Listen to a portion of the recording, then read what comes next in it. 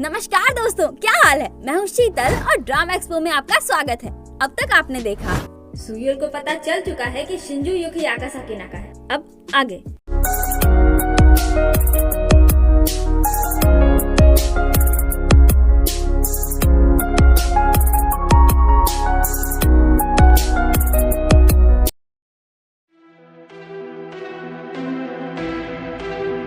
Episode की शुरुआत वहीं से होती है जब शिंजू युक से मिलकर सुयोल लौट रहा होता है। लौटते हुए वो रूड बॉय जोंगहुन की बताई बातों के बारे में सोच रहा होता है कि उस दिन जब वो यूथ शेल्टर गया था तब उसने देखा था कि योंगजू रो रही थी। सुयोल पूछता है वो क्यों रो रही थी। जोंगहुन बोलता है क्योंकि वो उसके सामने खड़ा था। वो खुद को रोकना भी चाह रही थी पर नहीं रोक पा रही थी। और दिखाया जाता है कि उस दिन शिंजू युक योंगजू पर दबाव डाल रहा था कुछ करने के लिए जो वो नहीं करना चाहती थी और इसीलिए वो रो रही थी। और रूम के बाहर से छुपकर जोंगहुन वो सब देख रहा था। शिंजू युक बोलता है तुम्हें डर लग रहा है। योंगजू डरो मत, जल्द ही तुम हमेशा के लिए मुक्त हो जाओगी। फिर वो उसके करीब आते हुए बोलता है या फिर तुम हॉस्पिटल जाना चाहती हो जहाँ तुम्हें उत्पीड़ित किया जाएगा और बांध कर रखा जाएगा, बिल्कुल वैसे ही जैसे कि जब तुम अपने पिता के साथ रहती थी। क्या तुम बंधी रहना चाहती हो। ये सुनकर योंगजू खड़ी होकर बोलती है अब मुझे कोई भी बांध कर नहीं रख सकता। और शिंजू युक के कहे अनुसार उसे चाकू भोंक देती है। और ये सब देख कर जोंगहुन की हालत खराब। प्रेजेंट में सुयोल यही सब सोचकर गुस्से से तनमना जाता है और फिर वो पीछे मुड़कर देखता है। आकासाकी नाका शिंजू युक वहीं खड़ा होता है। सुयोल बोलता है तुम भी बिल्कुल नहीं बदले, तुम भी बिल्कुल वैसे ही हो युनहो। तभी वहाँ पर अपना सिरफिरा प्रकट हो जाता है जो बोलता है सुयोल तुम्हें पक्का यकीन है तुम ये कर सकते हो। सुयोल बोलता है और क्या, आखिर मेरे पास तुम जो हो। ये सुनकर के खुश हो जाता है और बोलता है ये हुई ना बात, अब तुम्हें पता है ना कि मैं वो हीरो हूँ जो सिर्फ तुम्हारे लिए है, तुम्हारा हीरो। की क्या बात है, माँ दुर्गा इसके साथ है। सुयोल बोलता है युनहो को पकड़ने के लिए सिर्फ उसकी गवाही ही काफी नहीं होगी, हमें ये साबित करना होगा कि वो एक साइकोपैथिक मर्डरर है। के बोलता है और वो हम कैसे करेंगे। इस पर सुयोल मुस्कुराते हुए बोलता है उसके जाल में फंसकर। वो मेरे साथ खेल खेलना चाहता है ना, तो फिर मैं भी इस कष्ट वाले खेल में उसे खुद को अंदर तक घसीटने दूंगा। अभी मजा आएगा ना भिड़ो। उधर अपनी स्वागर वमनिया योंग अपना इगड़म तिगड़म लगाकर डॉक्टर के भेस में उस जगह पहुंच जाती है जहां पर खास आदमी आंधेरी का पोस्टमार्टम किया हुआ बॉडी रखा है। वो बोलती है माफ कर दो, मुझे आने में देरी हो गई, समय हो गया है आंधेरी, चलो चलते हैं। और उसके बॉडी को ले जाने लगती है। तभी वहाँ पर एक डॉक्टर आ जाता है। वो उसे इलेक्ट्रिक शॉक देकर बेहोश कर देती है और फिर आंधेरी की बॉडी को ले जाकर उसका दाह संस्कार कर देती है। और यहाँ पर पूरे सीरीज में पहली बार इस क्रूर स्वागर वमनिया के आंखों में आंसू दिखता है। खास आदमी सच में इसका बहुत खास था यार। एनीवे, अगले दिन आकासाकी नाका की फोटो दिखाकर सुयोल के से पूछता है कि ये कौन है। के गुस्से से बोलता है युनहो। मैंने तुम्हें अभी तक में कम से कम 100 बार बोल दिया होगा, तुम ये जानबूझकर कर रहे हो ना। ये क्या है। हाँ, मैं इस कमीने की जान ले लूंगा। सुयोल बोलता है सुन मेरी बात, तेरी पहचान जानने के लिए शिंजू युक किस हद तक चला गया था तुझे याद है ना। मुझे पता था कोई और भी है। जी हुई, तुम अकेले नहीं हो, है ना। के बोलता है साला कमीना, पर ये मेरे पीछे क्यों पड़ा है। सुयोल बोलता है वही तो, हमें ये नहीं पता, हमें पता लगाना ही होगा कि वो क्या साजिश रच रहा है। और इसीलिए तब तक हम उसके सामने ये जाहिर नहीं होने दे सकते कि हम जानते हैं कि वो युनहो है। तुम समझ रहे हो। ये सुनकर के बोलता है सुयोल तुम्हें पता है जरूरत पड़ने पर ना मैं बहुत अच्छा परफॉर्म कर सकता हूँ, मैं बहुत अच्छी एक्टिंग करता हूँ। आई जस्ट होप कि तू सही बोल रहा हो। ठीक है, फिर मैं तुझसे फिर से पूछता हूँ, बताइए कौन है।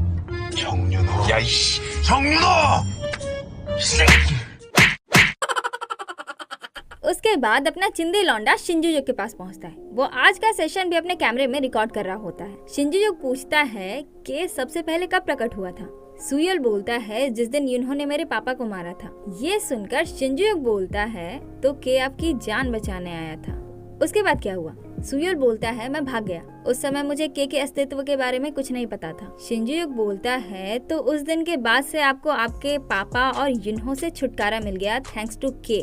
है ना? सुयोल बोलता है हाँ। शिंजुजुक बोलता है वैसे क्या के अभी आपके साथ है? ये सुनकर सुयोल के की तरफ देखने लगता है जिसका आकासाकी नाका को देखकर खून खौल रहा है। सुयोल उसे शांत करने लगता है। शिंजुजुक उसे ही ऑब्जर्व कर रहा होता है और इसीलिए समझ जाता है कि के यहीं पर है। वो बोलता है अगर आपको कोई दिक्कत ना हो तो आज मैं सबसे पहले के से बात करना चाहूँगा। और फिर के और आकासाकी नाका आमने सामने।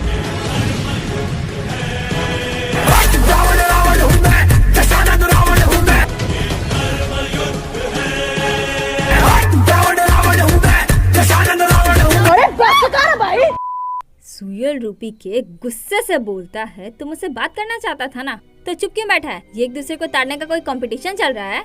बोल क्या बात करना चाहता है? आकासाकी नाका मुस्कुरा कर बोलता है बहुत दिनों बाद मिले। ये सुनकर के हैरान। आकासाकी नाका बोलता है तुम्हें मैं याद नहीं? फिर चश्मा उतार कर बोलता है मैं युनहो हूँ। वैसे देखा जाए तो हम एक ही जैसे हैं। हम दोनों जेहुई की रक्षा करने की कोशिश कर रहे थे, है ना? के बोलता साले तेरी तो। शिंजुजुक उसके पास आकर बैठ जाता है और बोलता है जैसे मैं जेहुई के बाप की जान लेना चाहता था वैसे ही तुम भी तो उसे मारना चाहते थे। मैं गलत तो नहीं बोल रहा, है ना? के गुस्से से बोलता है अपना मुंह बंद कर।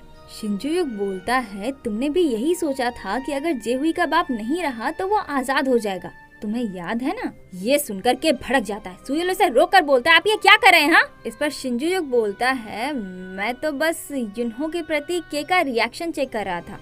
के को गायब और खुद को ठीक करने के लिए सबसे पहले आपको युनहो को लेकर जो आपका सदमा है उससे बाहर आना होगा। के मेरी सोच से भी ज्यादा उग्र है और वायलेंट भी। सुयोल बोलता है आप इसकी चिंता मत कीजिए, ये मेरे काबू में है। इस पर शिंजुजुक बोलता है मिस्टर सुयोल उस रात भागने से पहले आपने ये चेक किया था कि आपके पापा की मौत सच में हुई थी या नहीं? सुयोल बोलता है मतलब? शिंजुजुक बोलता है उस रात जब आप भागे तो आपने के और युनहो को वहीं आपके पापा के पास छोड़ दिया जो जमीन पर बेहोश पड़े थे। अब जब के इतना वायलेंट है तो आप श्योर हो कि युनहो ने ही आपके पापा को मारा है पर के ने नहीं? ये सुनकर के उस पर अटैक कर देता है और सुयोल उसे रोकने लगता है। उसके बाद दोनों ड्रीम यूथ शेल्टर से जा रहे होते हैं और बहुत गुस्से में होते हैं।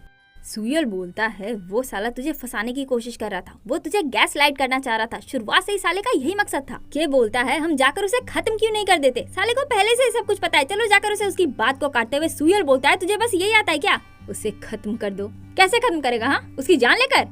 ये सुनकर के शांत हो जाता है। वो बोलता है वो मैं नहीं था, मैंने किसी को नहीं मारा। सुयोल उसके कंधे पर हाथ रखकर बोलता है मुझे पता है, इसीलिए हम वैसा नहीं कर सकते हैं जैसा वो चाहता है। जब वो तुझे उकसाने की कोशिश करे तो तू शांत रहा कर। के बोलता है लेकिन अभी अभी जो हुआ वो तो कैमरे में रिकॉर्ड हो गया होगा ना? मैं कुछ ज्यादा ही भड़क गया था, कोई गड़बड़ तो नहीं होगी ना? सुयोल बोलता है धत तेरी यार, वो कैमरा। तभी उसके दिमाग की बत्ती जलती है। वो बोलता है अगर वो सारे सेशंस रिकॉर्ड करता है तब तो पॉसिबिलिटी है कि उसने जिनको गैस लाइट किया है उनकी भी रिकॉर्डिंग उसके पास होगी। ओ तेरी, तब तो इसे आकासाकी नाका के खिलाफ पुख्ता सबूत मिल जाएगा। वेल डन बचवा, वेरी स्मार्ट। कसम से बचपन से इंटेलिजेंट हो पर कभी घमंड नहीं किया। फिर क्या था? आधी रात को स्टूडेंट के भेस में दोनों पहुंच जाते हैं ड्रीम यूथ शेल्टर। एक तरफ जहां अपना चिंदी लौंडा है जो धीमे कदमों से चौकन्ने होकर सावधानी से छिपते हुए शिंजुजुक के ऑफिस की ओर जा रहा है, तो वहीं दूसरी तरफ अपना सिर फिरा है जो बहुत खुश होकर बिंदास पागलपंती करते हुए जा रहा है क्योंकि बहुत दिनों बाद जो स्कूल ड्रेस पहना है। अपना सिर फिरा बहुत मस्त है यार, जो भी कहो हर सिचुएशन में बिंदास रहता है। सही बात है। दोनों शिंजुजुक के ऑफिस में घुसकर रिकॉर्डिंग ढूंढने लगते हैं पर तभी कोई वहाँ आता है। ये दोनों छुप जाते हैं। फिर पता चलता है कि वो लोग तो दो स्टूडेंट हैं जो शिंजुजुक के ऑफिस से सिगरेट चुराने आए हैं जो शिंजुजुक ने इन्हीं से लेकर अपने पास जब्त करके रखा है। अभी से ही सिगरेट? इनकी उम्र ही क्या है अभी? मुझे इस देश के भविष्य की बहुत चिंता हो रही है। हाँ। वो दोनों शिंजुजुक की तिजोरी से एक बॉक्स निकालने लगते हैं क्योंकि इन्होंने शिंजुजुक को अपनी तिजोरी में इस बॉक्स को छुपाते हुए देखा था, इसीलिए इन्हें लग रहा है कि इनका सिगरेट शिंजुजुक ने यहीं छुपाया है। दोनों उस बॉक्स को लेकर वहाँ से जाने लगते हैं। तभी हमारे दोनों चिंदी उसे रोक लेते हैं, लेकिन ये दोनों इतनी आसानी से तो ये बॉक्स देने वाले हैं नहीं, और अगर हमारे चिंदियों ने जोर जबरदस्ती करने की कोशिश की फिर तो भसड़ मच सकती है और इनका प्लान खराब हो सकता है। इसीलिए अपना चिंदी लौंडा उन्हें बॉक्स के बदले में पैसे ऑफर करता है। इस पर के बोलता है मैं तुम्हारा हीरो हूँ, मैं तुम्हें इन्हें पैसे देने नहीं दे सकता। चुप! चुप हो जा सातवीं फेल, चुप हो जा। पर ये दोनों बिगड़ैल बच्चे सुयल को इस एक्सप्रेशन से देख रहे हैं जैसे कि इतने पैसे में इनका कुछ नहीं होना। फिर क्या था, बेचारे सुयल को और पैसे देने पड़ते हैं। कैसे कैसे लोग रहते हैं यार यहाँ पर। साला तुमको पागल कुत्ते का गाड़ी उठा के ले जाएगा, बता रहे हैं हम।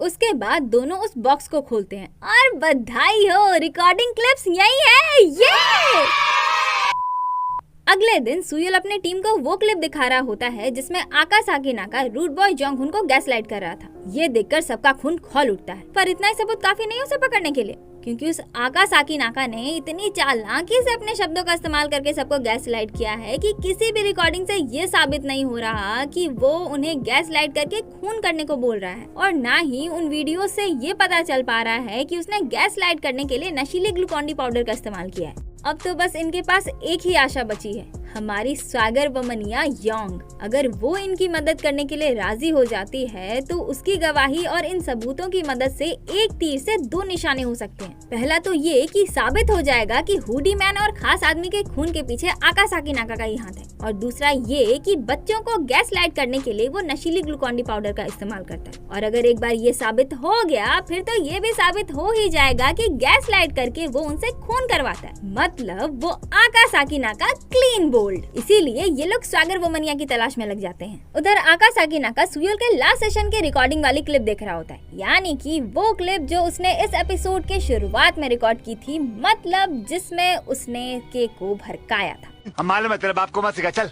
रिकॉर्डिंग देखते देखते वो बोलता है, क्या तुमने मुझे पहचान लिया जे हुई, ऐसा ही है ना? अरे बाबा, अब क्या होगा? अरे मैं क्या बताऊं, मैं क्या बताऊं? फिर दिखाया जाता है कि नाई बोगजुन अपने दुकान की सफाई कर रहा होता है कि तभी उसे एक चिट्ठी दिखती है, और पता है ये चिट्ठी किसने भेजी है? आकासाकी नाका युन्हो ने। ये देखकर इसकी हालत खराब। इधर अपना सुयोल उसी जगह पर पहुंचता है जहां से स्वागर वोमनिया खास आदमी की बॉडी को लेकर भाग गई। वो डॉक्टर को स्वागर वोमनिया की फोटो दिखाकर पूछता है, क्या यही वो औरत थी? डॉक्टर बोलता है हाँ। फिर वो बताता है कि पोस्टमार्टम रिपोर्ट्स के मुताबिक खास आदमी के शरीर में नशीली ग्लूकोन डी पाउडर इंजेक्ट की गई थी, पर उसकी मौत चाकू घोंपने की वजह से हुई थी, और क्राइम सीन पर वो चाकू भी मिला था जिस पर इस बंदे के उंगलियों के निशान थे, यानी कि हुडी मैन। फिर सुयल हुडी मैन का जख्म देखने लगता है। डॉक्टर बोलता है, मेरे ख्याल से इसकी मौत जैक नाइफ से हुई है, यानी कि एक ऐसा चाकू जो बड़ा और तेज धार वाला होता है, पर पुलिस को क्राइम सीन पर वो चाकू नहीं मिला। ये सुनकर सुयल बोलता है, लेकिन इस बात से आप ये तो कंफर्म कह सकते हो ना कि उस दिन क्राइम सीन पर कम से कम 3 लोग तो होंगे ही। उधर अपनी हाइपर अलबेली पता लगा लेती है कि स्वागर वोमनिया ने खास आदमी का दाह संस्कार किया था। सुयल बोलता है, धत तेरी, फिर तो वो उसकी अस्थियां लेकर यहाँ से कब का भाग चुकी होगी। हुइगियम बोलती है, मुझे नहीं लगता, वो ऐसी औरत नहीं लगती, वो तो किसी भी हालत में अपना बदला लेने वालों में से है। सुयल बोलता है, फिर तो वो जरूर अभी शिंजुयुक को ढूंढ रही होगी। तभी मादा लाडला यानी कि प्रोसिक्यूटर नाम का कॉल आ जाता है जो बताता है कि बोगजुन ने केस रीओपन करवाने से मना कर दिया है। ये सुनकर सुयल फौरन बोगजुन के पास पहुंचता है, लेकिन वहाँ पता चलता है कि बोगजुन ने तो खुदकुशी के इरादे से बहुत सारी नींद की गोलियां खा ली है और वो बेहोश हो चुका है। सुयल तुरंत एम्बुलेंस को कॉल करता है और उसे जगाने की कोशिश करने लगता है। तभी उसकी नजर आकासाकी नाका की चिट्ठी पर पड़ती है जिसमें लिखा होता है, मिस्टर बोगजुन, क्या आपको सच में लगता है कि आप अपनी जिंदगी बदल सकते हो? आप इस कष्ट को और कितना झेलना चाहते हो? अब इस कष्ट को खत्म कर देना ही आपके लिए सही नहीं रहेगा। अब सुयोल का पारा हाय। उसके बाद हॉस्पिटल में थैंकफुली बोगजुन बच गया है और उसे होश आ चुका है। वो बोलता है, आपने मुझे क्यों बचाया? आपने ही कहा था ना कि अब बहुत समय बीत चुका है और अब युन्हो को उसकी सजा भी नहीं मिलेगी। सुयल बोलता है, अगर मैं आपसे ये कहूँ कि मैं भी युन्हो के शिकारों में से एक हूँ तो क्या आप मेरा विश्वास करोगे? ये सुनकर बोगजुन सुयल की तरफ देखने लगता है। सुयल बोलता है, आपको पता होता है कि आपने कुछ भी नहीं किया, पर फिर भी बार बार ऐसा महसूस होता है कि आपने जरूर कुछ बहुत बुरा किया है। ये सोच सोचकर आप पागल होने लगते हो और खुद पर ही शक करने लगते हो। मैं इस फीलिंग को बहुत अच्छे से जानता हूँ, यहाँ तक कि अभी भी मैं कभी कभी ऐसी चीजें फील करता हूँ। ये सुनकर बोगजुन बोलता है, फिर तो आप अच्छे से समझ रहे होंगे कि मुझे कैसा महसूस हो रहा है। मैं अपने ख्याल से ये सारी चीजें निकाल कर सुकून से रहना चाहता हूँ। सुयल बोलता है, आप जब चाहे इन चीजों से भाग सकते हो, लेकिन हो सकता है कि उस युन्हो को पकड़ने का हमारे पास ये आखिरी मौका हो। देखिए, मुझे पता है कि बहुत समय बीत गया है, पर फिर भी कुछ नहीं तो कम से कम आप अपना नाम तो क्लियर कर ही सकते हो ना। और हम युनहो के दूसरे गुनाहों का खुलासा करेंगे। हम सब उस तक बस पहुंचने ही वाले हैं, आप बस थोड़ा सा और इंतजार कर लीजिए। ये सुनकर बुकजुन इमोशनल हो जाता है। उसके बाद सुयल वो चिट्ठी लेकर शिंजुयुक के पास पहुंचता है। आपको कोई कंफ्यूजन ना हो इसीलिए मैं बता दूं कि आकासाकी नाका ने ये चिट्ठी युनहो के नाम से लिखी थी, ना कि शिंजुयुक के। ओके, अब आगे बढ़ते हैं। चिट्ठी पर बुकजुन का नाम देखकर शिंजुयुक बोलता है बुकजुन। सुयल बोलता है आप इसे जानते हैं? शिंजुयुक बोलता है हाँ, हम दोनों ने साथ में कुछ ऑर्गेनाइजेशंस में वॉलंटियर किया था। सुयल बोलता है बुकजुन ने 22 साल युनहो की जगह जेल में सजा काटी, वो भी उस गुनाह के लिए जो उसने कभी किया ही नहीं। शिंजुयुक बोलता है तो आज की उसकी वो खुदकुशी करने की कोशिश, क्या वो युनहो से रिलेटेड है? सुयल बोलता है तो आपको खबर मिल भी गई?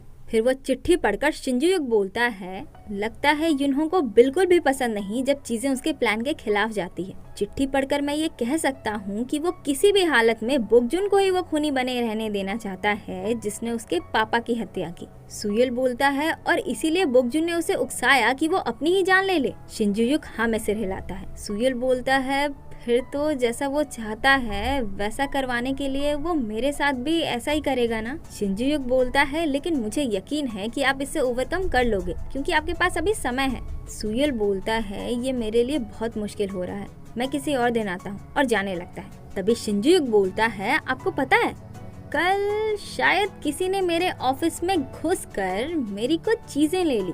फिर खड़ा होकर बोलता है लेकिन चिंता की कोई बात नहीं, सिर्फ उन चीजों से वो मेरा कुछ नहीं बिगाड़ पाएगा। इस पर सुयल पीछे मुड़कर बोलता है मिस्टर सिन, आपको क्या लगता है युनहो मुझसे क्या चाहता है? वो के बारे में क्यों जानना चाहता है और उसका ये खेल कब खत्म होगा? इस पर शिंजुयुक बोलता है ये खेल कभी खत्म भी होगा क्या? ये इंटरेस्टिंग है, सारी चीजें फिर से शुरू हो रही है। सुयल बोलता है अच्छा तो आपको ऐसा लगता है, पर पता है क्या, अब मैं इस खेल से उब रहा हूँ, अब मुझे ये खेल खत्म करना है।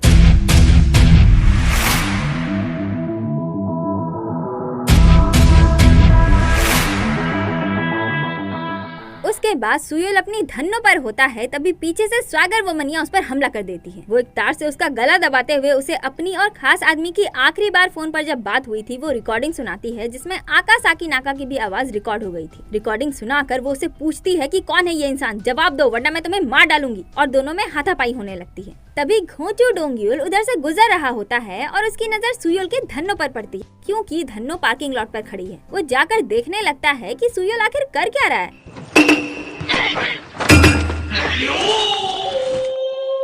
ही भी लाइक राम राम राम, कितने शर्म की बात है, इसे ये सब पड़ोस में ही करना था, और पहरा देने लगता है ताकि कोई वहाँ आ ना जाए। ये पगला सच में गोंचू है। तभी हाथापाई करते करते स्वागर वोमनिया कार से निकलकर डोंग्योल को धर लेती है।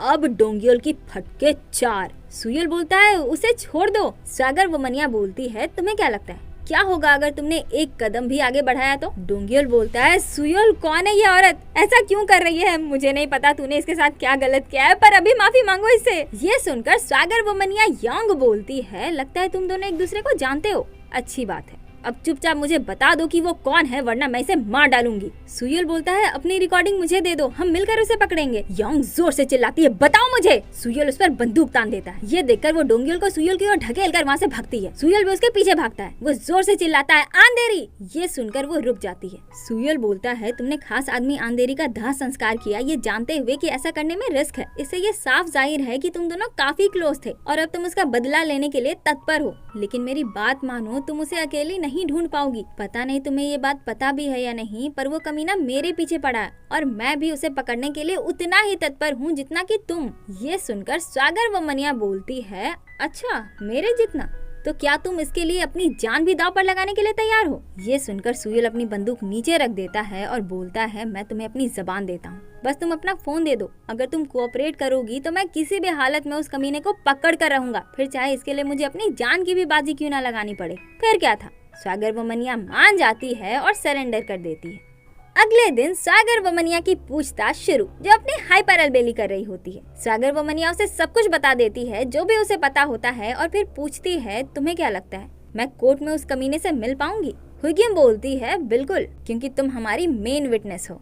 इधर सुयोल इस केस को जी हुजूर के पास डिस्कस कर रहा होता है, जिस पर जी हुजूर बोलता है इतना सबूत काफी नहीं, कोई भी सागर वोमनिया की बातों पर विश्वास नहीं करेगा क्योंकि वो एक ड्रग डीलर है, प्लस वो वीडियोस और वो रिकॉर्डिंग्स वो तो आसानी से कोई भी मैनिपुलेट कर सकता है। तुम्हें समझ भी आ रहा है कि ये कितनी बड़ी बात है? उस थेरेपिस्ट की पहुंच हमारे हेडक्वार्टर तक है। किसी भी अंडर एज बच्चे का केस होता है तो एडवाइस के लिए हम उसी के पास जाते हैं। अगर कुछ गलत हो गया तो कमिश्नर तो हमारी सुयोल उसकी बात को काटते हुए बोलता, ओ तो असल बात ये है, इसीलिए आप हमें उस शिंजुयू को अरेस्ट नहीं करने दे रहे हैं ना। वो बच्चों को चोट पहुंचा रहा है, उनसे एक दूसरे का खून करवा रहा है और हम इसी तरह हाथ पर हाथ धरे बैठे रहें, कुछ ना करें। हाँ, जी हुजूर बोलता है, किसने कहा कुछ नहीं करेंगे? हाँ, ज्यादा से ज्यादा और पुख्ता सबूत इकट्ठी करके एक वारंट तैयार करो और उसे एक ही बार में पकड़ो।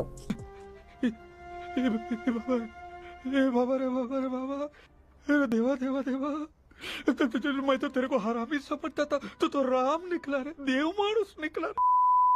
उधर हॉस्पिटल में माँ बैठकर किसी का इंतजार कर रही होती है और पता चलता है कि वो तो शिंजुयुक है। और यहीं पर एपिसोड का ये पार्ट खत्म। तो कैसा लगा ये एपिसोड? कमेंट करके जरूर बताइएगा। और हाँ, हमारे सोशल मीडिया अकाउंट्स को भी फॉलो कर लीजिए। अकाउंट्स का लिंक हमारे डिस्क्रिप्शन में भी है और साथ ही आपके स्क्रीन पर भी स्लैश हो रहा है। अब अगर ये वीडियो आपको अच्छी लगी तो एक लाइक कर दीजिए, अपने जैसे ड्रामा लवर दोस्तों के साथ इसे शेयर कर दीजिए और अगर आप इस चैनल पर नए हैं तो चैनल को सब्सक्राइब किए बिना बिल्कुल मत जाइएगा। तो आज के लिए बस इतना ही, मिलते हैं किसी और दिन किसी और वीडियो के साथ। तब तक के लिए अलविदा, जय हिंद।